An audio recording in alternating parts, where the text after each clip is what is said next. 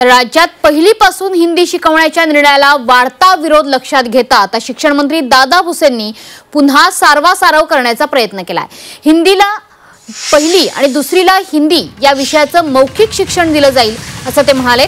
यासाठी लागणारी पाठ्यपुस्तकं केवळ शिक्षकांसाठी असतील, ती विद्यार्थ्यांसाठी नसतील, हे सुद्धा त्यांनी स्पष्ट केलंय।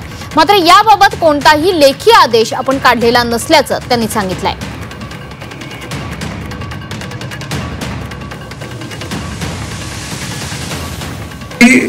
तिसऱ्या भाषेच्या निर्णयामध्ये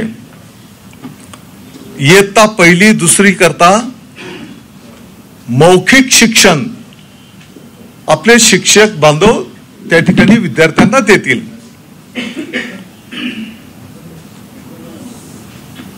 पुस्तकं ही शिक्षकांच्या साठी असतील, पहिली दुसरीचे जे मौखिक शिकवायचं आहे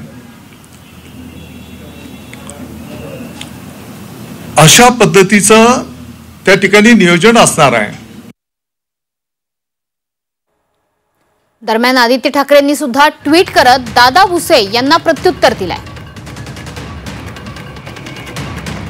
तर आदित्य ठाकरेंचं ट्विट आपण बघतो आहोत। आदित्य ठाकरेंनी म्हटलंय की शिक्षण मंत्र्यांनी आधी शाळेत जाऊन बसावं आणि धडे घ्यावे।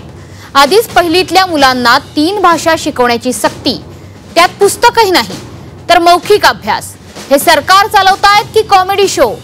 काय बोलतात, काय ठरवतात, स्वतः जरा ऐकून बघा आणि यांनाच आधी पहिलीत पाठवा, ते तिथेही नापास होतील।